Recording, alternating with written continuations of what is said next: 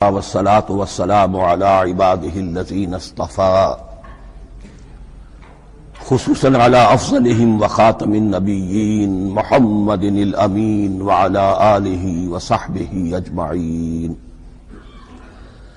أما بعد فأعوذ بالله من الشيطان الرجيم. بسم الله الرحمن الرحيم. الحمد لله رب العالمين الرحمن الرحيم مالك يوم الدين إياك نعبد وإياك نستعين اهدنا الصراط المستقيم صراط الذين أنعمت عليهم غير المغضوب عليهم ولا الضالين آمين. رب اشرح لي صدري ويسر لي امري واحلل عقدة من لساني يفقهوا قولي.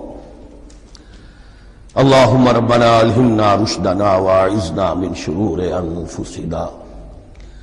اللهم ارنا الحق حقا وارزقنا اتباعه وارنا الباطل باطلا وارزقنا اجتنابه.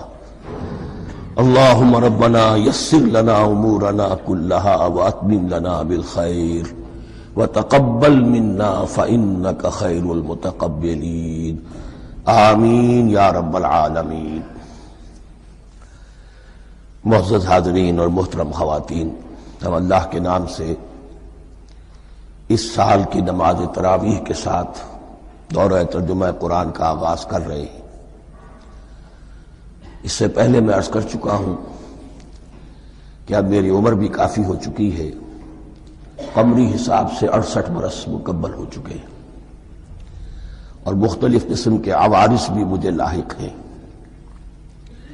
اور بہت سے احباب نے اور رفقاء نے مشورہ دیا تھا کہ میں اتنا بڑا بوجھ اپنے ذمے نہ لوں، لیکن میں نے خالصتاً توکلاً علی اللہ اس کی ہمت کی، اس کا ارادہ کیا. اس کے لیے اہتمام بھی خصوصاً ہوا ہے. مجھے اندازہ ہے کہ اب میرے خیالات کی جو رو ہے وہ اب اتنی تیز نہیں ہے جتنی کبھی ہوا کرتی تھی. کراس ریفرنسز بھی جو ہیں قرآن حکیم کے وہ اتنے مستحضر نہیں ہیں جتنے کبھی ہوتے تھے، بلکہ واقعہ یہ ہے کہ میری زبان بھی بعض اوقات لڑکھڑاتی ہے، اس لیے کہ مجھے جو ادویات استعمال کرنی پڑتی ہیں ان کا اعصاب پر بھی اثر ہوتا ہے، اور جو ہمارے اعضائے رئیسہ ہیں ان پر بھی اثر ہوتا ہے. بہرحال ان سب کے علی الرغم اللہ کا نام لے کر آغاز کر رہے ہیں. میری انتہائی نگارش یہی ہے، تیرے نام سے ابتدا کر رہا ہوں. ابھی میں نے سورہ فاتحہ کی تلاوت کی اور آپ نے سماعت فرمائی. یہ سورہ مبارکہ مصحف کے اعتبار سے تو پہلی سورت ہے ہی، سب کو معلوم ہے، لیکن یہ بھی نوٹ کر لیجئے کہ یہ نزول کے اعتبار سے بھی سب سے پہلی مکمل سورت جو حضور پر نازل ہوئی وہ یہی ہے. اس سے قبل متفرق آیات نازل ہوئیں. 5 آیتیں سورہ علق کے آغاز میں، کچھ آیتیں سورہ قلم یا سورہ نون کے آغاز میں، کچھ آیتیں سورہ مزمل کی ابتدا کی، کچھ آیتیں سورہ مدثر کے آغاز کی.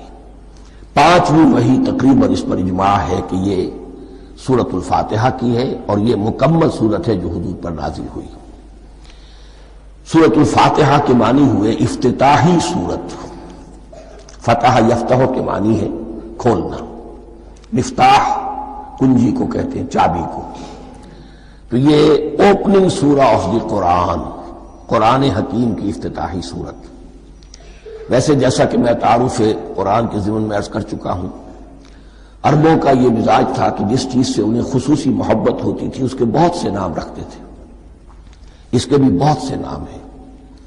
سورۃ الفاتحہ سب سے عام ہے، لیکن الکافیہ، الشافیہ، ام القرآن، اساس القرآن، کم سے کم یہ 4 نام تو میں سمجھتا ہوں کہ ہر مسلمان کو مزید معلوم ہونے چاہیے، اور بھی بہت سے نام. اس سورہ مبارکہ کی بالاتفاق بالاجماع 7 آیتیں ہیں، اگرچہ ان کی ترتیب میں کچھ اختلاف ہے. ایک رائے یہ رائے امام شافعی کی بھی ہے اور بصرہ کے جو قراء تھے ان کی بھی ہے کہ آیت بسم اللہ بھی سورہ فاتحہ میں شامل ہے، اس کا جز ہے، وہ اس کو شامل کر کے پھر 7 آیتیں بناتے ہیں، تو آخری جنہیں ہم 2 آیتیں سمجھتے ہیں صراط الذین انعمت علیہم غیر المغضوب علیہم ولا الضالین، وہ ان کے نزدیک ایک آیت ہے، تو گویا کہ نتیجہ یہ نکلا کہ آیتوں کی تعداد 7 ہی رہتی ہے۔ امام ابو حنیفہ رحمۃ اللہ علیہ کا موقف اور کوفے کے جو قراء تھے ان کا بھی موقف یہ ہے کہ آیت بسم اللہ نہ سورہ فاتحہ کا جز ہے نہ کسی اور سورت کا جز ہے، سوائے ایک مقام پر جہاں حضرت سلیمان علیہ السلام کا خط جو ہے نقل ہوا ہے، جنہوں نے ملکہ سما کو لکھا تھا انہ من سلیمان و انہ بسم اللہ الرحمن الرحیم، تو قرآن کے متن میں صرف اسی جگہ پر یہ آیت شامل سمجھتے ہیں، باقی یہ صرف علامت کے طور پر کہ یہاں سے ایک نئی سورت شروع ہو رہی ہے درج کی گئی ہے۔ اس سورہ مبارکہ کو الصلاح قرار دیا گیا ایک حدیث میں، اس کا جو اسلوب ہے وہ دعا کا ہے، اور دعا کے ساتھ اس کی جو مناسبت ہے اور پھر اسی کی وجہ سے ہماری نماز کا یہ جزو لا ینفک بنا دیا گیا، بلکہ ایک حدیث جو میں آپ کو سناؤں گا اس میں اسی کو نماز قرار دیا گیا، الصلاح یہی ہے۔ ویسے وہ حدیث مبارک موجود ہے من لم یقرأ بفاتحۃ الکتاب لا صلاۃ لمن لم یقرأ بفاتحۃ الکتاب، جو شخص سورہ فاتحہ کی تلاوت نہیں کرتا اس کی کوئی نماز نہیں۔ اس کے حوالے سے بھی ہمارے ہاں 2 مسلک ہیں، ذکر صرف اس لیے کر رہا ہوں کہ آپ کے علم میں ہو، ان میں کوئی بنیادی فرق نہیں ہے، کسی بھی ایک رائے کا انسان قائل اور حامل ہو سکتا ہے بغیر اس کے کہ دوسرے کو بالکل غلط قرار دے، بلکہ یہ کہ اس کے لیے بھی گنجائش اپنے ذہن میں اور اپنے دل میں رکھے۔ تو ایک رائے یہ ہے کہ یہ میں کیا عرض کر رہا تھا کوئی بھول گیا ہوں،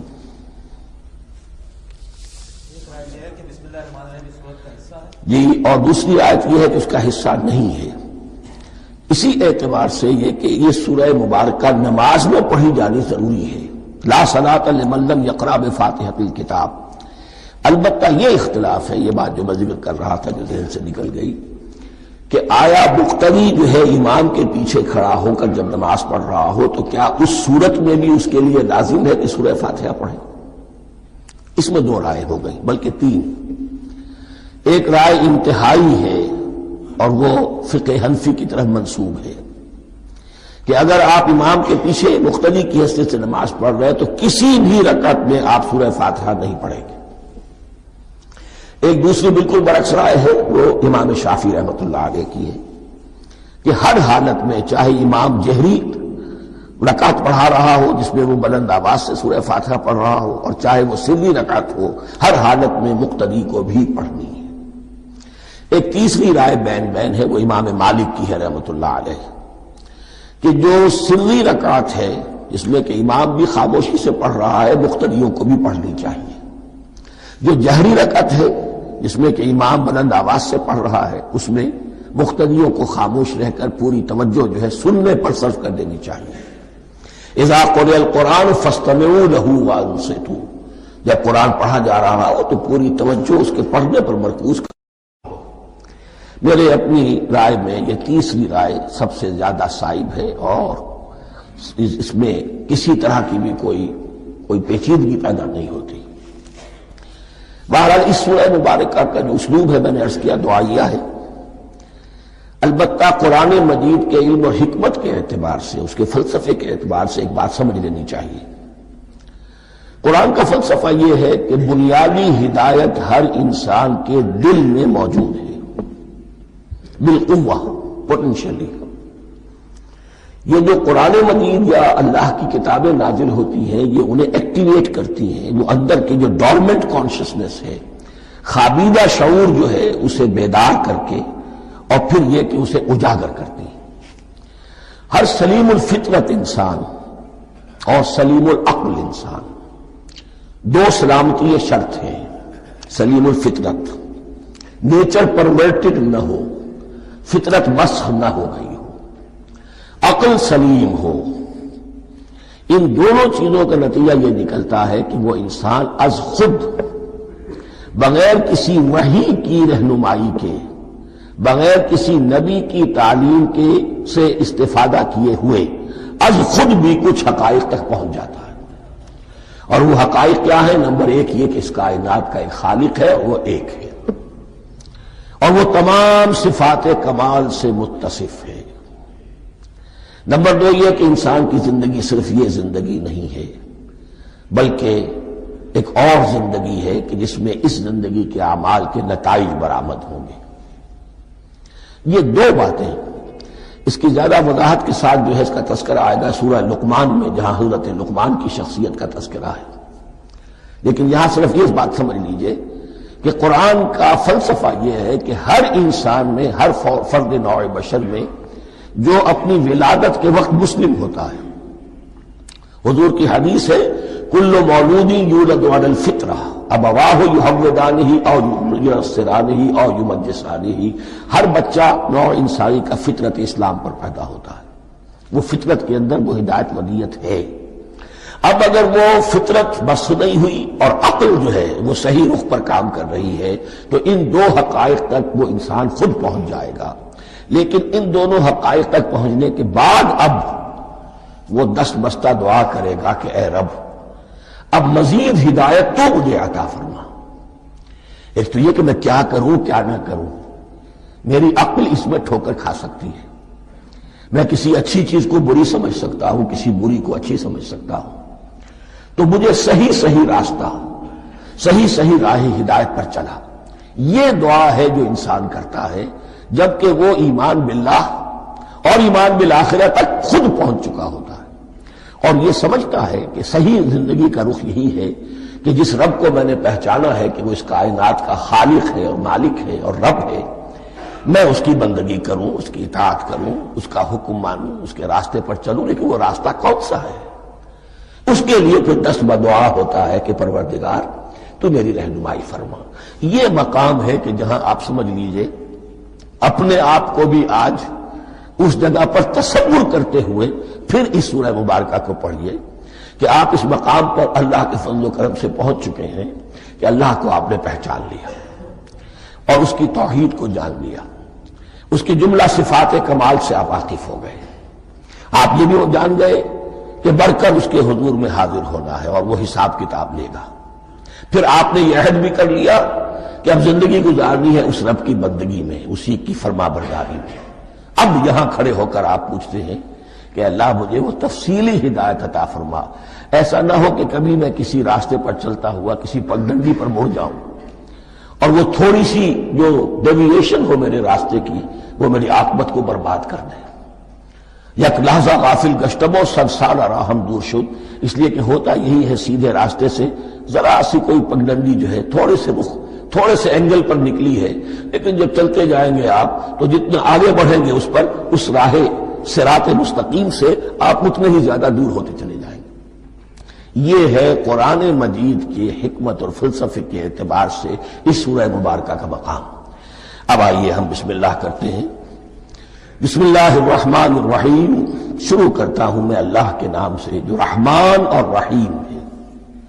اس پر کچھ گفتگو ہو چکی ہے تعارف قرآن کے ضمن میں کہ رحمان اور رحیم دو نام ہیں کہ جو رحمت کے مادے سے نکلتے ہیں۔ رحمان میں اللہ تعالی کی رحمت کا جوش، ہیجانی کیفیت، طوفانی کیفیت، اور رحیم میں اللہ تعالی کی رحمت کا دوام اور تسلسل۔ یہ دونوں کیفیات اللہ کی رحمت میں بیک وقت موجود ہیں، جس کا ہم تصور نہیں کر سکتے۔ ہم سمندر کو دیکھتے ہیں، متلاطم سمندر ہے، اس میں ہیجان ہے، طوفان ہے۔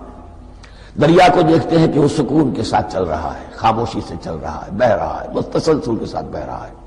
ہم ان دونوں کیفیات کو علیحدہ علیحدہ دیکھتے ہیں تو ہمارا ذہن ان دونوں کو بیک وقت اس کا تصور نہیں کر سکتا، تخیل ممکن نہیں۔ لیکن اللہ کی رحمت کی یہ دونوں شانیں مستقلاً ہر وقت موجود ہے، بیک وقت، اسی لیے ان دونوں کے درمیان کہیں حرف عطف نہیں آئے گا۔ بسم اللہ الرحمن الرحیم، الحمدللہ رب العالمین۔ کل حمد، اور حمد کو ذہن میں رکھ لیجئے، حمد مساوی ہے تعریف جمع شکر۔ عام طور پر ترجموں میں ایک لفظ لایا جاتا ہے، کل تعریف اللہ کے لیے، یہ کافی نہیں ہے۔ تعریف آپ کسی شے کی کر سکتے ہیں جس میں کوئی حسن ہے، خوبی ہے، کسی بھی اعتبار سے، خواہ آپ کو اس کے حسن و خوبی سے کوئی فائدہ حاصل نہیں ہو رہا۔ ایک پھول ہے، بہت خوبصورت ہے، بس ٹھیک ہے، خوبصورت ہے، آپ نے کہا، تعریف کر دی۔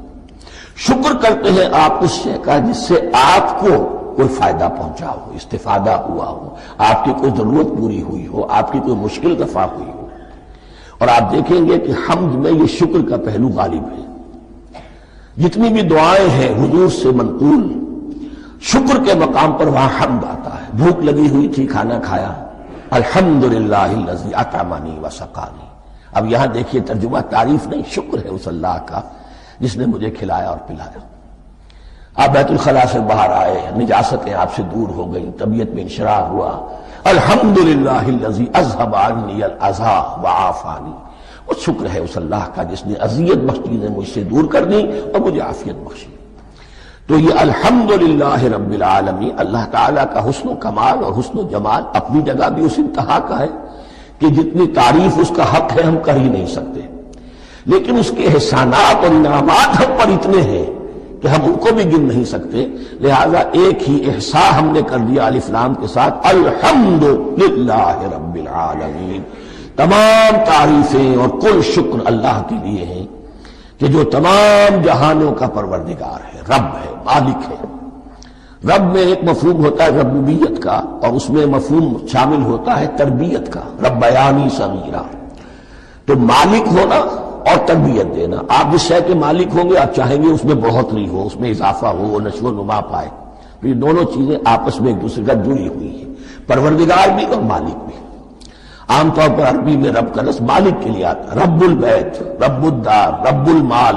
تو معلوم وہاں پر ظاہر بات ہے کہ اس سے مراد کیا ہے، مال والا، گھر والا، گھر کا مالک۔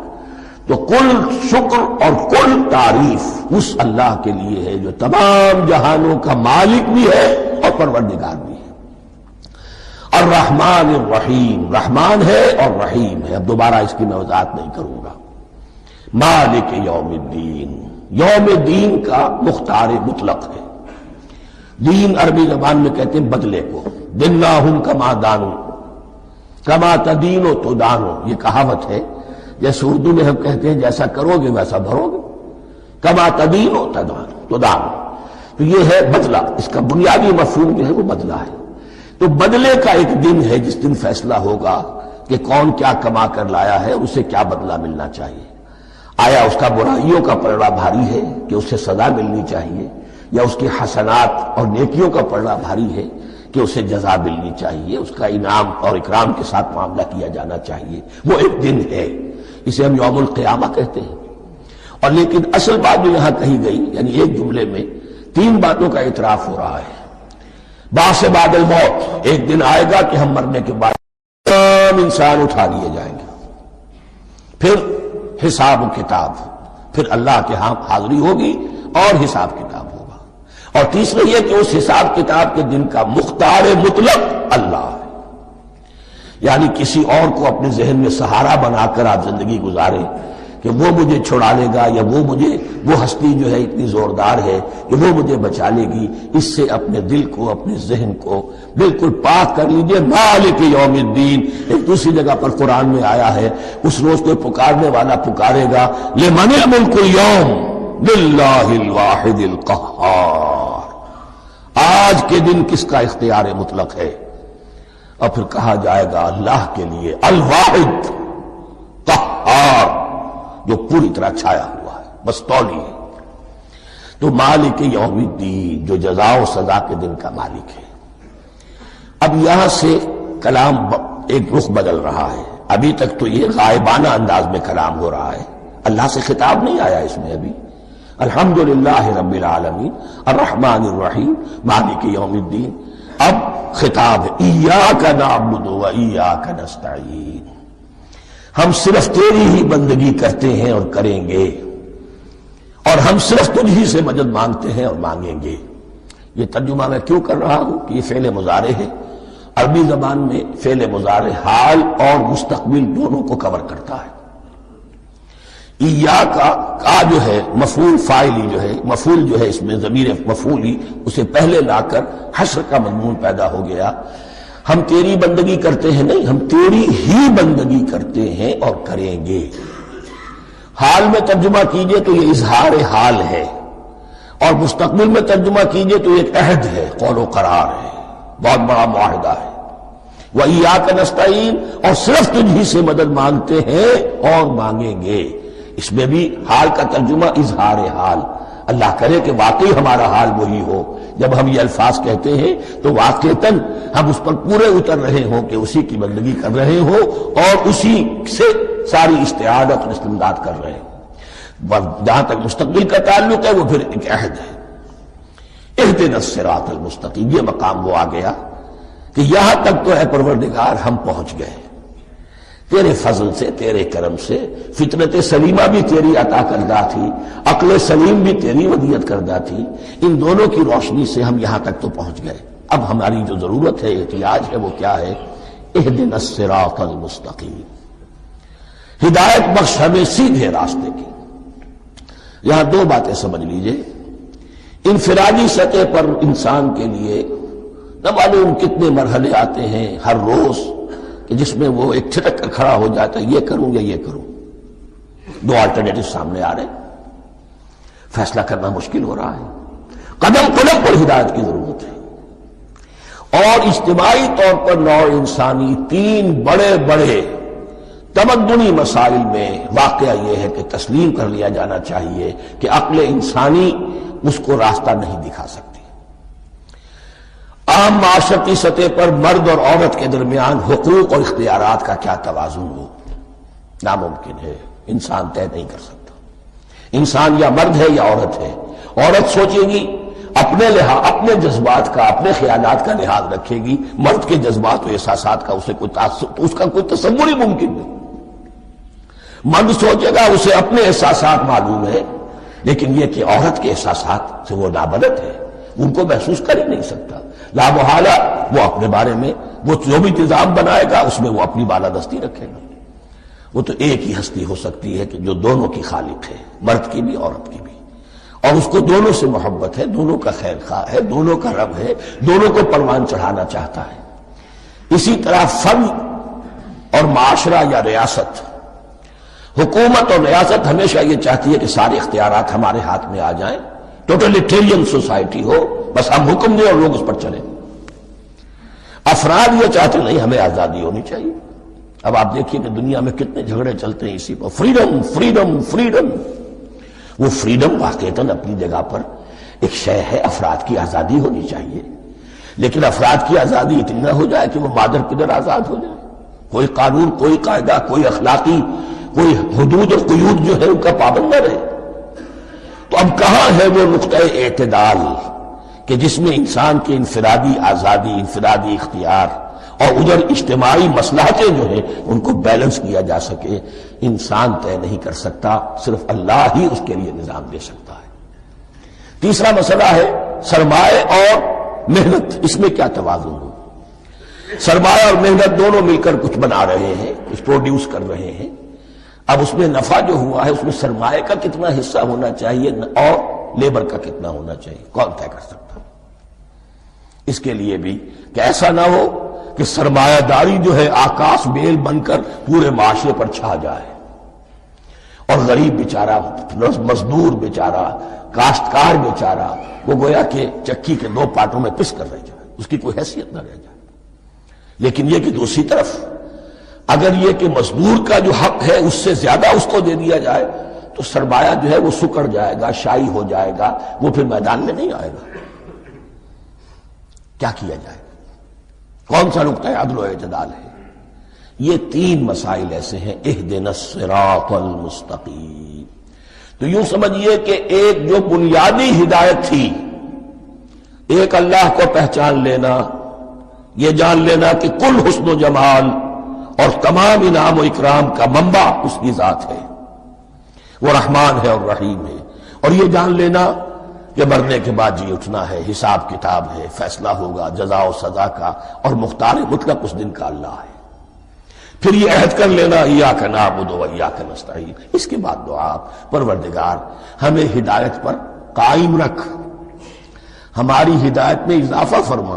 اس ہدایت کے لفظ کو سمجھ لیجئے، بنیادی ہدایت، تفصیلی ہدایت، قدم قدم پر ہدایت، ہدایت پر ہدایت۔ والذین اہتدوا زادہم ھدی، جو لوگ ہدایت کے راستے پر آتے ہیں اللہ ان کی ہدایت میں اضافہ کرتا ہے۔ تو یہ قدم قدم پر ہمیں ہدایت کی ضرورت ہے اور مرحلہ وار ضرورت ہے۔ ہدایت اس کو بھی کہتے ہیں کہ کسی نے آپ سے کوئی پتہ پوچھا، آپ نے کہا ادھر جانا، پھر دوسری گلی میں مڑنا، پھر جانا دو تین لائٹیں چلے جانا، پھر مڑنا، وغیرہ وغیرہ، یہ بھی ہدایت ہے، نظری طور پر آپ نے بتایا ہے۔ ایک ہدایت یہ ہوئی کہ بھائی میں چلتا ہوں آپ کے ساتھ، میں آپ کو وہاں تک پہنچا دوں گا تاکہ آپ کو دقت نہ ہو، آپ نے منزل تک پہنچا دیا۔ ان دونوں کے درمیان، یہ تو میں نے ایک فرد کی مثال دی ہے، اللہ اور بندے کے درمیان نہ معلوم کتنے مراحل ہیں ہدایت کے۔ تو کسی وقت بھی انسان اپنے آپ کو ہدایت خداوندی سے مستغنا نہیں سمجھ سکتا، اور نہیں تو پروردگار جو ہدایت دی ہے اس پر ہدایت پر قائم رکھ۔ کیا پتا شیطان کا کوئی حملہ، کیا پتا ہمارے نفس کی کوئی شرارت کسی ایسے رخ پر ہمیں ڈال دے کہ اب تک کی ساری کمائی بھی ضائع ہو جائے۔ لہذا یہ نہ سمجھیے کہ جب یہ ساری چیزیں ان کو معلوم تھی، ان چیزوں کا تو اقرار کر رہے تو اب ہدایت کون سی مانگ رہے ہیں؟ تو ہدایت کا تو بڑا میدان کھلا ہوا ہے، اور اس ہدایت کی وہ جو میں نے آخری شکل آپ کو بتائی ہے کہ منزل مقصود تک پہنچا دے، یہ ہدایت بھی قرآن مجید میں اس معنی میں بھی لفظ آیا ہے کہ اہل جنت جب جنت میں داخل ہوں گے تو جو ترانہ حمد ان کی زبان پر اس وقت ہوگا وہ کیا ہے؟ الحمدللہ الذی ہدانا لہذا وما کنا لنہتدی لولا ان ہدانا اللہ۔ کل شکر اس اللہ کا جس نے ہمیں یہاں تک پہنچا دیا، ہدایت دی یہاں تک پہنچا دیا، اور ہم ہرگز نہ پہنچ پاتے، ہم ہرگز ہدایت یافتہ نہ ہو سکتے اگر اللہ ہی ہمیں ہدایت نہ دیتا۔ اہدنا الصراط المستقیم، سیدھا راستہ، صراط الذین انعمت علیہم، اس کی مزید وضاحت ہے، راستہ اس کا ان لوگوں کا جن پر تیرا انعام ہوا۔ یہ کون لوگ ہیں؟ اس کی وضاحت آپ کو ملے گی سورہ نساء میں۔ من یطع اللہ والرسول فاولئک مع الذین انعم اللہ علیہم من النبیین والصدیقین والشہداء والصالحین۔ چار طبقات ہیں منعم علیہم جن پر اللہ کا انعام ہوا ہے۔ چوٹی پر انبیاء کرام، اس کے بعد صدیقین کرام، اس کے بعد شہداء عظام، اس کے بعد عام صالح مسلمان، صالح ہو۔ یہ بیس لائن ہے، اس سے اوپر کا درجہ شہداء کا ہے، اس سے اوپر کا درجہ صدیقین کا ہے، اور پھر کا درجہ انبیاء کا ہے۔ انبیاء میں سے پھر وہ بھی ہوتے ہیں کہ جو اولو العزم میں من الرسل ہیں، لیکن یہ چار طبقات ہیں، ان کے راستے پر ہمیں چلا۔ غیر المغضوب علیہم ولا الضالین،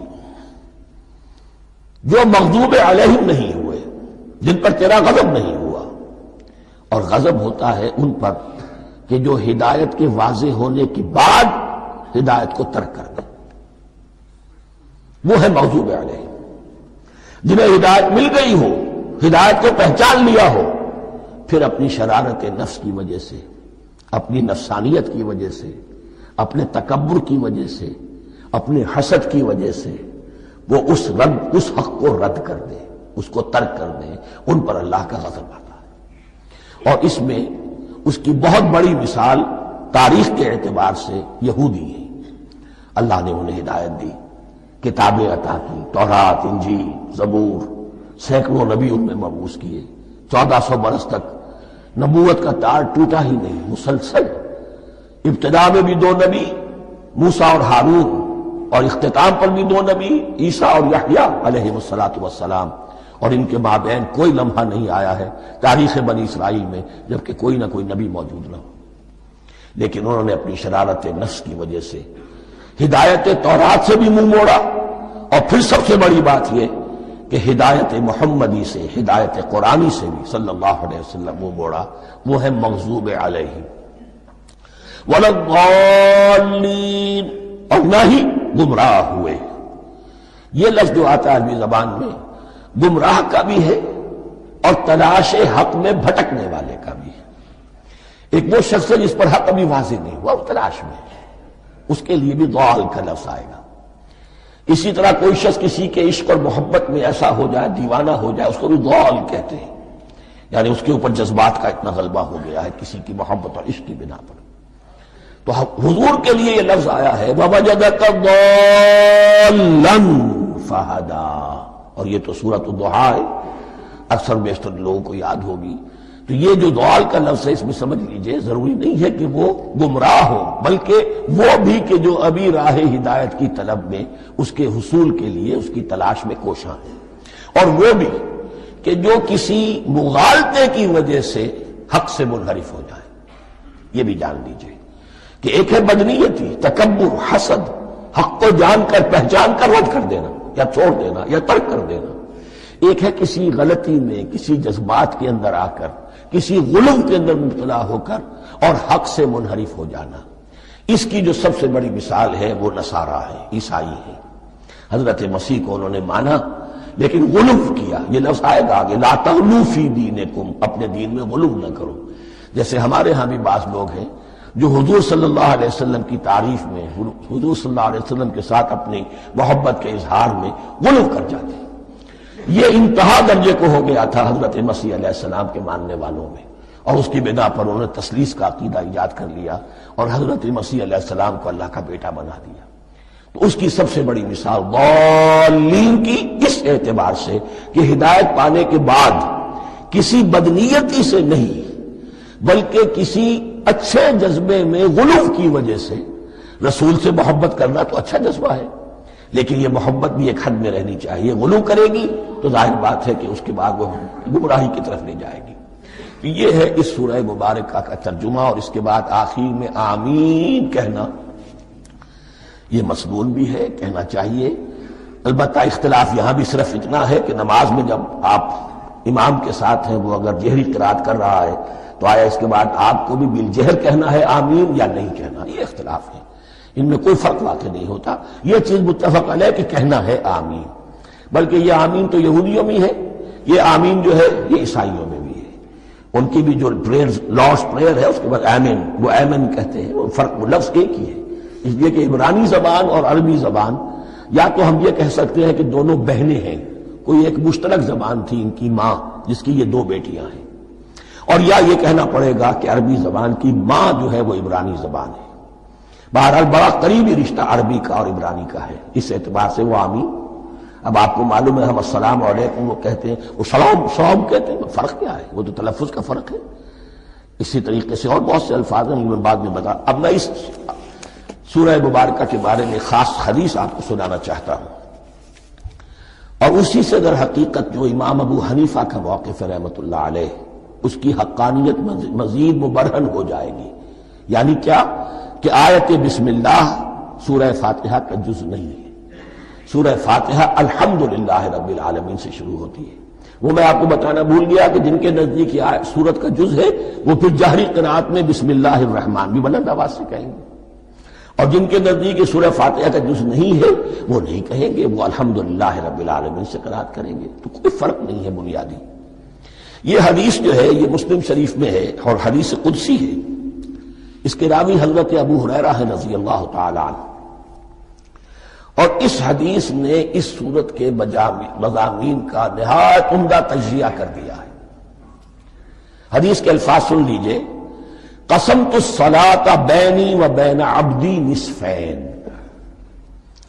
اللہ تعالیٰ فرما رہے ہیں، حدیث قدسی ہے، میں نے نماز کو، صلاۃ کو اپنے اور اپنے بندے کے درمیان آدھا آدھا تقسیم کر لیا، فنصفها لی ونصفها لعبدی، اس کا نصف جو ہے وہ میرے لیے ہے اور نصف جو ہے وہ میرے بندے کے لیے ہے، ولعبدی ما سأل، اور جو میرے بندے نے مانگا میں اسے دوں گا، میرا وعدہ ہے یا میں نے اسے دیا۔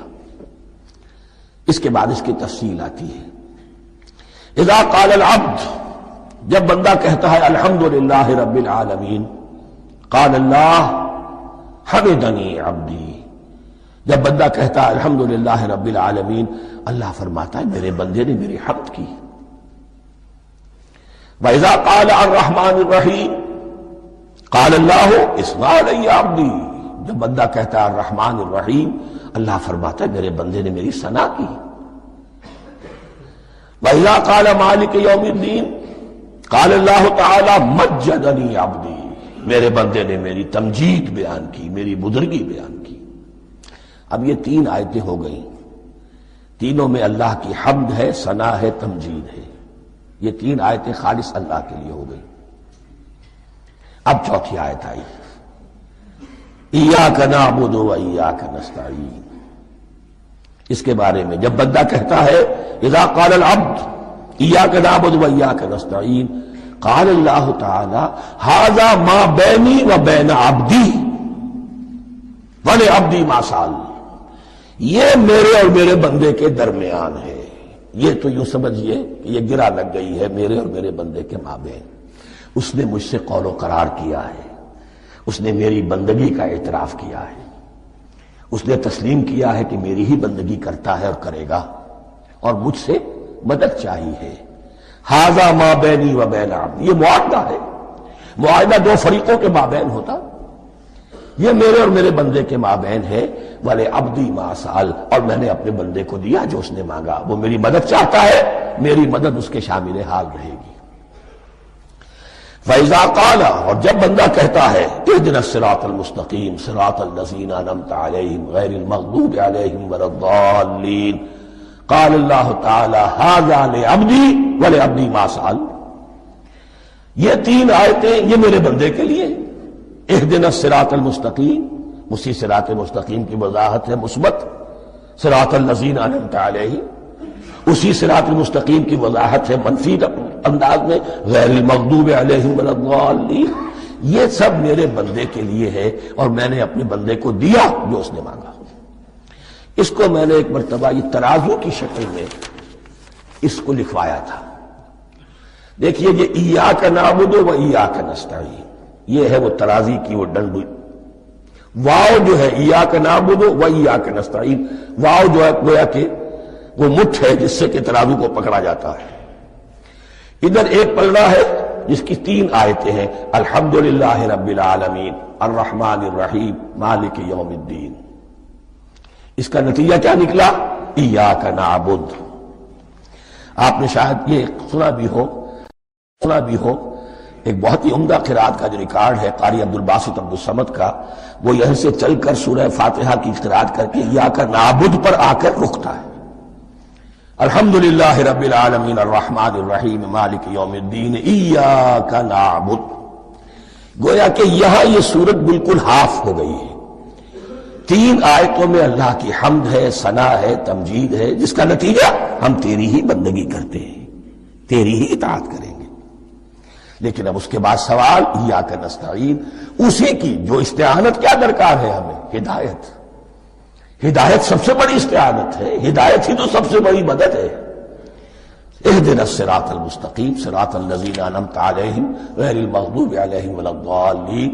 یہ ایاک نستعین کے حکم کے ساتھ یہ 3 آیتیں آ گئیں، اهدنا الصراط المستقیم صراط الذین انعمت علیہم غیر المغضوب علیہم ولا الضالین۔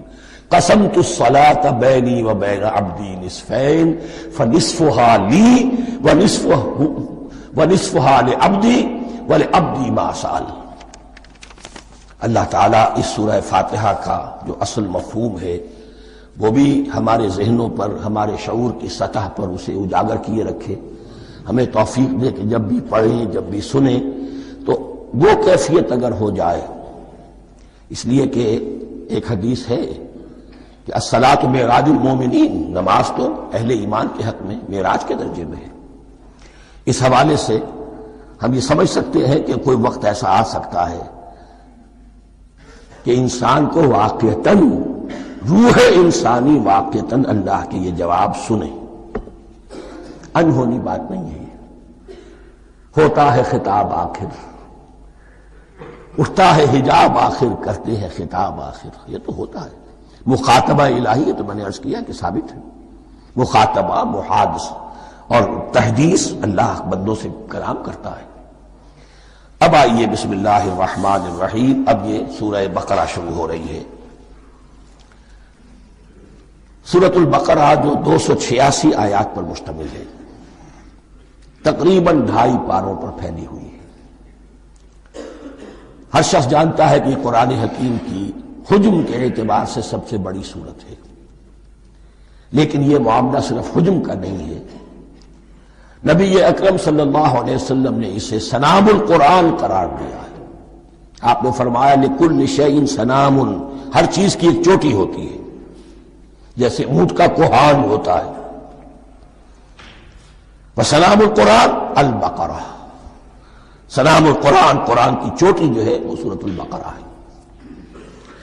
یہ نوٹ کر لیجئے جو میں نے کل آپ کو جو مختلف مکی اور مدنی صورتوں کے گروپوں کے بارے میں بتایا تھا کہ یہاں سے اب پہلی منزل بھی شروع ہو رہی ہے اور پہلا گروپ بھی شروع ہو رہا ہے، اور اس کے ساتھ جو اگلی صورت آئے گی وہ اس کا جوڑا ہے، سورہ آل عمران، جس کی سب سے نمایاں علامت یہ نوٹ کیجئے، یہ بھی الف لام میم سے شروع ہوئی، اگلی بھی الف لام میم سے شروع ہوگی۔ اس کے بعد دو صورتیں مدنی اور ہیں، لیکن ان دونوں میں نہ حروف مقطعات ہے نہ کوئی اور تمہیدی کلام ہے، براہ راست خطاب سورہ نساء میں یا ایھا الناس اور سورہ مائدہ میں یا ایھا الذین آمنوا، کوئی تمہیدی بات نہیں، کوئی حروف مقطعات نہیں، براہ راست خطاب۔ وہ ایک جوڑا ہے سورہ نساء اور سورہ مائدہ، اور یہ ایک جوڑا ہے سورہ بقرہ اور سورہ آل عمران۔ سورہ بقرہ اور سورہ آل عمران کو نبی اکرم صلی اللہ علیہ وسلم نے الزہراوین بھی قرار دیا ہے۔ زہرا کہتے ہیں بڑی روشن چیز کو، یہ حضرت فاطمہ رضی اللہ تعالی عنہا کے نام کے ساتھ آتا ہے، فاطمۃ الزہراء، تو زہرا بہت روشن دمکتی ہوئی شے۔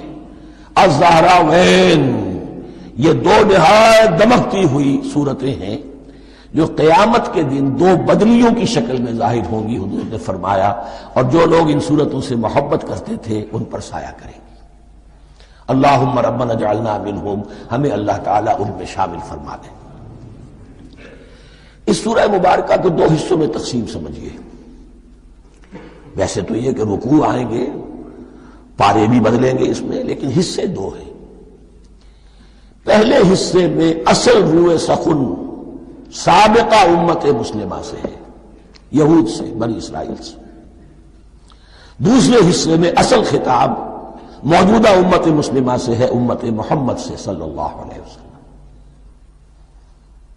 پہلے حصے میں 18 رکوع ہیں لیکن آیات 152 ہیں، دوسرے حصے میں 22 رکوع ہیں لیکن آیات 134 ہیں۔ گویا کہ اس سے آپ کو توازن نظر آئے گا کہ اگرچہ ادھر رکوع کی تعداد کم ہے 18 لیکن آیات کی تعداد زیادہ ہے 152، دوسرے حصے میں رکوعوں کی تعداد زیادہ ہے 22 لیکن آیات کی تعداد 134۔ اسی لیے اس کا ایک نام میں نے تجویز کیا ہے، وہ اس لیے تاکہ کچھ حقائق آپ کے ذہنوں میں ان ناموں کے حوالے سے بھی انشاءاللہ محفوظ ہو جائیں گے۔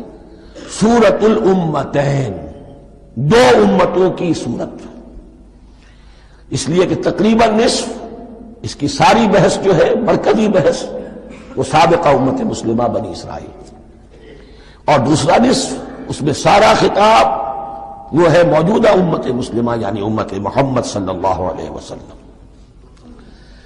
اس کا جو پہلے 18 رکوع ہے یا پہلا حصہ ہے، اس کے اندر ڈویژن فردر ہوگی ورٹیکل، عمودی، پہلے 4 رکوع، پھر 10 رکوع، پھر 4 رکوع۔ لیکن جو 22 رکوع ہیں دوسرے حصے کے، دوسرے نصف کے، اس میں ڈویژن جو ہے جو ہاریزونٹل ہے، وہ افقی تقسیم ہے، عمودی نہیں، افقی۔ وہ میں بعد میں بیان کروں گا جب ہم وہاں پہنچ جائیں گے۔ ان کو پہلے سمجھ لیجئے، اس پہلے حصے کی جو تقسیم میں نے کی ہے، پہلے 4 رکوع، پھر 10 رکوع اور پھر 4 رکوع۔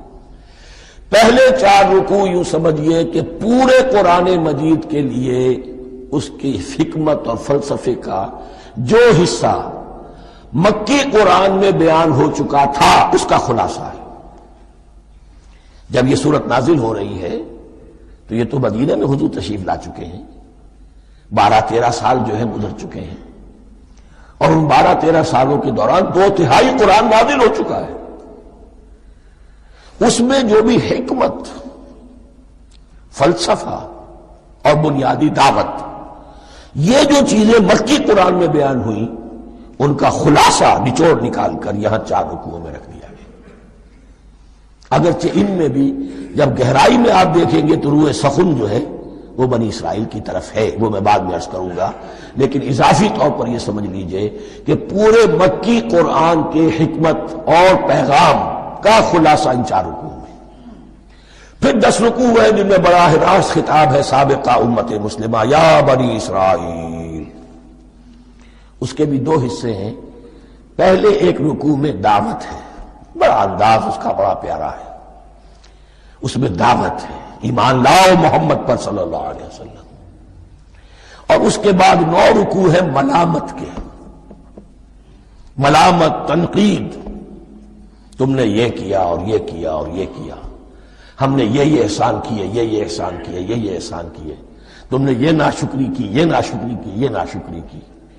اور اس سب کا نتیجہ آخری 4 رکوعوں میں ہے کہ اب تمہیں اس منصب سے معزول کیا جا رہا ہے جس پر تم 2000 برس تک فائز رہے ہو، اور تمہیں ہٹا کر اب ایک نئی امت محمد کی شکل میں جو وجود میں آ چکی ہے صلی اللہ علیہ وسلم، اسے اس پر فائز کیا جا رہا ہے۔ اور اس کی علامت کے طور پر اسے میں کہا کرتا ہوں کورونیشن، تاج پوشی۔ ایک امت معزول، دوسری امت اس کا نصب ہو رہا ہے، اس کی تاج پوشی کے لیے سمبل، علامت کیا ہے؟ قبلہ تحویل۔ وہ قبلہ یروشلم سابقہ امت کا قبلہ اب ادھر رخ نہیں ہوگا، اب اہل توحید کا قبلہ یہ مکے کی طرف ہوگا، بیت اللہ کی طرف ہوگا۔ تو تحویل قبلہ کا مضمون ہے جو ان 4 رکوعوں میں آتا ہے۔ تو یہ میں نے تھوڑی سی تمہید جو ہے آپ کے سامنے رکھ دی ہے۔ اب بسم اللہ کیجئے۔ بسم اللہ الرحمن الرحیم، الف لام میم۔ الف لام میم یہ حروف مقطعات ہیں، یہ علیحدہ علیحدہ پڑھے جاتے ہیں، علم نہیں پڑھ سکتے اس کو۔ الف لام میم، ہا میم، ہا علیحدہ، میم علیحدہ، اگرچہ لکھے ہوئے ہوتے ہیں جڑے ہوئے، کاف ہا یا عین صاد لکھے ہوئے جڑے ہوئے، پڑھے جائیں گے علیحدہ علیحدہ، قطع علیحدہ کرنا۔ تو حروف مقطعات ان کے بارے میں ایک بات تو جو ہے اجماعی ہے، سب کے نزدیک مسلم ہے، ان کا کوئی حتمی مفہوم اور ان کے حتمی معنی کسی کو معلوم نہیں سوائے اللہ اور اس کے رسول کے۔ اس معنی میں یوں بھی کہا گیا یہ کوڈ ورڈز ہیں، جیسے کہ کوئی میسیجز جو ہیں ادھر ادھر بھیجے جاتے ہیں، سیکرٹ میسیجز، تو کچھ کوڈ ورڈز ہوتے ہیں جس سے سمجھ میں آتا ہے کہ یہ بات واقعتاً صحیح سورس سے آ رہی ہے، اللہ عالم۔ لیکن اس کا کوئی مفہوم اور اس کے معنی جو ہیں وہ اتفاق اس پر ہے، اگرچہ بعض حضرات میں کچھ اپنی سی کوشش کی ہے، کچھ مفہوم جو ہے بنانے کی، وہ اپنی جگہ پر ہے، لیکن یہ کہ کسی حضرت عبداللہ ابن عباس رضی اللہ تعالی عنہما نے بعض ایسی کوششیں کی ہیں، لیکن ان کی رائے کو بھی ان کی ذاتی رائے سمجھا گیا ہے، امت نے اسے قبول نہیں کیا۔ اجماع اور کنسنسس اسی پر ہے کہ اس کے معنی اور مفہوم کسی کو معلوم نہیں سوائے اللہ اور اس کے رسول کے۔ البتہ بعض چیزیں ایسی ہیں کہ وہ اگر نوٹ کر لی جائیں تو شاید آئندہ ہے اس میں کچھ راز کھلنے کے امکانات پیدا ہو جائیں۔ دیکھیے عربی زبان کے جو الفابیٹس ہیں ان کی تعداد 29 ہے یا 28 ہے، میں بتا چکا ہوں۔ الف اور حمزہ کو ایک سمجھے تو 28 ورنہ 29۔ پہلی بات یہ نوٹ کیجئے قرآن حکیم کی 114 سورتوں میں سے 29 سورتوں میں ان کے شروع میں یہ حروف مقطعات آئے ہیں۔ دوسری بات یہ کہ اس میں 28 کا نصف کیجئے تو 14 استعمال ہوئے، 14 نہیں استعمال ہوئے، بالکل آدھی تعداد استعمال ہوئی ہے۔ تیسرے یہ کہ جو شروع اور آخر اور درمیان 3 حصوں میں تقسیم کر دیجئے آپ، 9 9 9 پلواڑی 27، ایک طرف 10 رہ جائیں گے۔ پہلے حصے میں سے بہت کم حروف لیے گئے، بہت کم۔ آخری حصے کے تقریباً تمام حروف ہیں، تقریباً۔ درمیانی حصہ وہ ہے کہ جس میں آپ نے دیکھا ہے کہ عربی میں جوڑوں کی شکل میں ہے، صاد ضاد، فرق کیا ہے نقطے کا، سین شین فرق کیا ہے نقطوں کا، را زا فرق کیا ہے نقطے کا۔ تو جو بھی نقطے والا لفظ ہے وہ نہیں لیا گیا، اور جو بغیر نقطے کے غیر منقوط ہے وہ لیا گیا۔ پھر اس میں 3 صورتیں ہیں جن میں ایک ایک حرف آیا ہے، سورہ قاف، سورہ نون، سورہ صاد۔ پھر صورتیں ہیں جن میں 2 آئی ہیں، جن میں 3 آئے ہیں، پھر 4 آئے ہیں، 2 ہی صورتیں ہیں جن میں 4 ہیں، اور 2 ہی صورتیں جن میں 5 ہیں۔ تو یہ ہے صرف یوں سمجھیے کہ اعداد و شمار۔ اس کے حوالے سے کچھ آدمی غور کرے تو شاید کوئی بات نکلے۔ باقی وہ مثال میں آپ کو بتا دیتا ہوں کہ حضرت عبداللہ ابن عباس نے ایک رائے ظاہر کی کہ الف لام میم در حقیقت ایک جملے کا خلاصہ ہے، انا اللہ اعلم۔ پہلا لفظ انا، اس کا الف لے لیا، درمیانی لفظ اللہ، اس کا درمیانی لام لے لیا، تیسرا لفظ اعلم، یہ آخری لفظ ہے، آخری حرف میم لے لیا، انا اللہ اعلم، میں اللہ جانتا ہوں، واللہ اعلم، واقعتاً اللہ ہی جانتا ہے۔ یہ حضرت عبداللہ ابن عباس کی رائے ہے، لیکن اگرچہ انہیں حبر الامت مانا گیا ہے، لیکن یہ کہ ان کی اس رائے کو بھی اکثر و بیشتر مفسرین نے قبول نہیں کیا۔ اب جو پہلے 2 رکوع ہیں اس سورہ بقرہ کے، ان کے بارے میں تعویل عام اور تعویل خاص کا ایک بڑا بنیادی فرق ہے جو نوٹ کر لینا چاہیے۔ جس وقت یہ صورت نازل ہو رہی ہے، میں عرض کر چکا ہوں کہ 12 سال ہو چکے تھے حضور کو اپنا فریضہ نبوت و رسالت ادا کرتے ہوئے۔ ایک جماعت اچھی بھلی تیار ہو چکی تھی جنہوں نے حضور کی دعوت پر لبیک کہا، ایمان لائے اور آپ کی تعلیمات پر عمل کیا۔ وہ ایک گروہ موجود تھا، یہ ابو بکر ہے، یہ عمر ہے، یہ عثمان ہے، یہ طلحہ ہے، یہ زبیر ہے، یہ عبد الرحمن ابن عوف ہے، یہ مصعب بن عمیر ہے، دیکھ لو۔ اور ایک گروہ وہ تھا کہ جو حق کو جان کر پہچان کر محض اپنی ضد اور ہٹ درمی کی باعث وہ کفر پر آ گیا تھا۔ اور اب ایک تیسرا گروہ پیدا ہو رہا تھا مدینے میں آ کر، وہ ابھی ایمبریونک سٹیج میں ہے کہ جو داعی ہے، مدعی ہے کہ ہم مانتے ہیں لیکن حقیقت میں نہیں مانتے۔ یہ 3 قسم کے گروہ دنیا میں ہمیشہ پائے جائیں گے، ہمیشہ۔ اب اسے میں اس کو لا رہا ہوں تعویل عام کی طرف۔ جب بھی کبھی کوئی دعوت اٹھے گی انقلابی، ایک ہوتا ہے واعظ و نصیحت، ٹھیک ہے، جس نے بھی فائدہ اٹھایا اٹھا لیا۔ ایک ہوتی ہے دعوت انقلابی، وہ انقلابی دعوت کا ہدف ہوتا ہے نظام کو بدلنا۔ نظام بدلتا ہے تو ظاہر بات ہے کہ جو لوگ اس نظام میں جن کے ویسٹڈ انٹرسٹ ہیں اور جن کو پریولیجز حاصل ہیں، جن کے مفادات ہیں، وہ تو لازماً اپنے نظام کا تحفظ کریں گے۔ ٹکراؤ ہوگا، تصادم ہوگا، تصادم میں جانی نقصان بھی ہوگا، مالی نقصان بھی ہوگا۔ یہ گویا کہ کسی انقلابی دعوت کے لوازم ہیں۔ اگر یہ شے نہ ہو تو دعوت انقلابی ہے ہی نہیں۔ اس اعتبار سے ہر انقلابی دعوت کے جواب میں 3 طبقے پیدا ہو جاتے ہیں۔ ایک وہ کہ جو اس دعوت کو قبول کرتے ہیں دیانت کے ساتھ، خلوص کے ساتھ، اخلاص کے ساتھ، اور پھر پوری جواں مردی کا ثبوت دیتے ہیں، ہر چہ بعد آباد، اب جو آئے سو آئے، جان دینی پڑے حاضر ہیں، مال دینا پڑے حاضر ہیں، کوئی تکلیف آئے، کوئی مشقت آئے، کوئی مصیبت آئے، کوئی قربانی کرے حاضر۔ جب پکارا گیا واپس نہیں پھیرا کوئی فرمان جنوں کا، اور تنہا نہیں لوٹی کبھی آواز جرس کی۔ خیریت جا راحت تن صحت داما، سب بھول گئی مصلحت اہل ہوس کی۔ ایک وہ لوگ ہوتے ہیں، ایک وہ لوگ ہوتے ہیں کہ جو اڑ جاتے ہیں ضد پر، ہٹ درمی پر، ماننے کے باوجود، جاننے کے باوجود کہ بات تو ٹھیک ہے جو کہہ رہے ہیں، کیسے مان لیں؟ ہماری سیادت، ہماری چودراہٹ، ہمارے مفادات، ہمارے یہ ساری چیزیں ان سب کے اوپر زد پڑ رہی ہے۔ یہ لوگ اڑ جاتے ہیں، اور پھر کوئی دعوت، کوئی نصیحت، کوئی مزید افہام و تفہیم ان کے حق میں مفید نہیں ہوتی۔ اس لیے کہ صحیح بات ہے جو کہتے ہیں کہ سوتے کو تو جگایا جا سکتا ہے، جاگتے ہو کیسے جگائے؟ کوئی سویا ہوا ہے تو آپ اسے جگا دیں گے، جو جاگا ہوا ہے لیکن وہ بنا ہوا ہے، وہ اٹھنے کو تیار ہی نہیں ہے، تو آپ کیسے اٹھا دیں گے اس کو؟ تو جو لوگ جان بوجھ کر حق کو پہچان کر رد کر دیتے ہیں، پھر ان کے حق میں کوئی دعوت، کوئی نصیحت، کوئی تبلیغ، کوئی انذار، کوئی تبشیر مفید نہیں ہوتی۔ تیسرا درجہ ایسے لوگوں کا ہوتا ہے جو یا تو شروع میں آتے ہی شرارت کے ارادے سے ہیں، کوئی مصلحت ہے جس کی وجہ سے اس دعوت کو قبول کر لیا، کوئی ذاتی منفعت ہے جس کے لیے قبول کر لیا، یا یہ کہ شروع میں تو اخلاص کے ساتھ آتے ہیں لیکن جب قربانی دینے کا وقت آتا ہے تو ان کے اندر سیرت و کردار کی وہ مضبوطی نہیں ہوتی کہ ہر باد آباد، یہ نہیں ہوتی، وہ پھر ڈگمگاتے رہتے ہیں، کبھی کچھ چلے پھر کہیں چھٹک کر رہ گئے، پھر کہیں کچھ چلے پھر چھٹک کر رہ گئے۔ یہ تیسرا طبقہ ہے کہ جو کہتا ہے، دعوی مدعی ہے کہ ہم نے مانا ہے، قبول کیا ہے، بات ٹھیک ہے، کچھ تھوڑا بہت چلتے بھی ہیں، لیکن جہاں مشکل آئی چھٹک کر کھڑے ہو گئے، اونگے منہ گر پڑے۔ یہ تیسرا طبقہ ہے۔ اس کے لیے لفظ ہمارے ہاں منافقین بھی ہے، لیکن اس رکوع میں آ کر ابھی ان 4 رکوعوں میں نہیں بلکہ سورہ بقرہ میں مکمل میں بھی کہیں نفاق کا لفظ نہیں آیا ہے، اس لیے کہ اسے مرض سے تعبیر کیا گیا ہے۔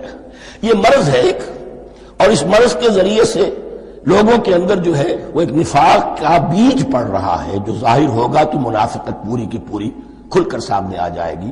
روگ ہے انسانی شخصیت کا، اس حوالے سے وہ تیسری، اور یہ چونکہ اہم ترین حصہ تھا اور یہ مرض اب شروع ہو رہا تھا، مدینے میں، مکے میں نہیں تھا، لہذا زیادہ تفصیل سے اس کے بارے میں گفتگو ہوئی۔ اب ان 2 رکوعوں کا سلسلے وار مطالعہ انشاءاللہ اس دوسری نشست میں کریں گے۔ دوسری نشست سے مراد یہی ہے ابھی